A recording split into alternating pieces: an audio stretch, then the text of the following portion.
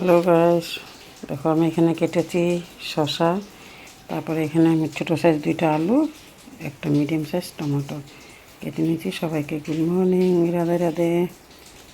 কী করছো দেখো, আমি এটা কী করে রান্না করি। বসিয়েছি কড়াই দিয়েছি তেল গরম হয়ে গেছে। আমি সামান্য দিয়ে দিচ্ছি গোটা জিরা, তারপর দিয়ে দিচ্ছি একটু কালো জিরা, তারপর দিয়ে দিচ্ছি একটা তেজপাতা। দেখতেই পাচ্ছ ভালো করে হয়ে গেছে। তারপরে এখানে আমি নিচ্ছি এই 4টা কাঁচা লঙ্কা, আমি এটা বেটে নেব। এখানে আমি প্রথমে আলুটা ছেড়ে দেবো। আলুটা ছেড়ে আমি এখানে একটু ভাজা করে নেব আলুটাকে। আলুটা ভাজা হতে আমি লঙ্কাটা বেটে, আলুটা আমার ভাজা হয়ে গেছে। আমি এখন এখানটা দিয়ে দিচ্ছি লঙ্কা বাটা,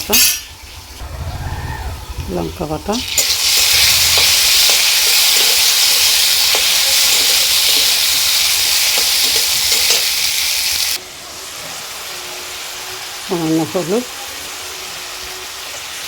আমার কোয়ালিটিটা একদম কম, এই জন্য আমি কম দিচ্ছি। আমরা কোয়ালিটি আমি একটু জল দিয়েছি, লঙ্কাটা পুড়ে যাচ্ছিলো। দিয়েছি আমি পরিমাণ মতো নুন।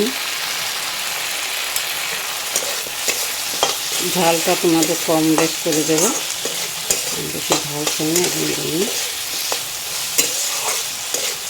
এটা আমার ভাজা হয়ে গেছে, তেল ছেড়ে দিয়েছে। এটাকে যেটা আমি শসাটা এটা কেটে রেখেছিলাম, এটা আমি দিয়ে দেবো।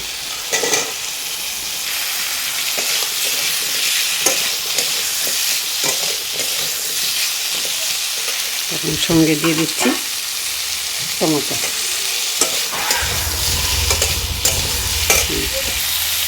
এখানে দেখো একটু ভেজে নেবো, ঢেকে রেখে ঢাকা দিয়ে দিচ্ছি। আমি এটা বেটে নেব। এখানে আমি নিচ্ছি সামান্য একটু জিরা, গোটা জিরা, আর এখানে নিচ্ছি রাঁধুনি। আমি 2টা মিলে একসঙ্গে বেটে নেব। এটা এত ভাজা হয়ে গেছে, দেখতেই পাচ্ছি। আমি 1-2বার নাড়া দিয়েছি আবার। এটা ভাজা হয়ে গেছে, এখন আমি এটাকে দিয়ে দেবো জল পরিমাণ মতো। ঝোল হবে এটা, পাতলা ঝোলে। এই রান্নাটা আমি মামির শাশুড়ির থেকে শিখেছিলাম। বেড়াতে গেছি বেলুন করে রান্না করছিল, দারুণ তো হয়েছিল খেতে। মানে স্বাদ তো কী বলবো, না খেলে তোমরা বুঝবে না। তো এরকম করে রান্না করে খাবে। আমি আর একটু জল দেবো, ঝোল হবে। এখন দিয়ে দেবো একটু ঢাকা সিদ্ধ হওয়ার জন্য। তো এটা দারুণ তো টেস্টি রেসিপি। খুলে দেখবো,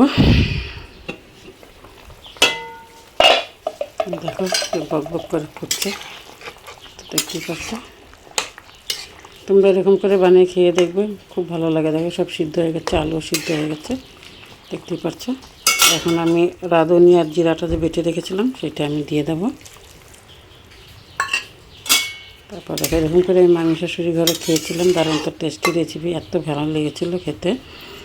আর আমার মেয়েও খেয়ে খুব ভালো পেয়েছিলো। লেগেছিলাম বেড়াতে, তো মামি শাশুড়ি করে রান্না করে খাওয়ালো। তাই আমি এখন এটার জন্য আরেকটু 2 মিনিটের জন্য ঢাকা দিয়ে দেবো। তো তোমরা এরকম করে রান্না, 2 মিনিট হয়ে গেছে, চলে আসছি আবার। এটা হয়ে গেছে, দেখতেই পাচ্ছ। এরকম করে রান্না করে খেয়ে দেখবে তোমরা, দারুণ তো টেস্টি রেসিপি। সব কিছু সিদ্ধ হয়ে গেছে, এরকম ঝুলি হোক। কোনো কিছু মশলা নেই, একদম কম মশলা দিয়ে।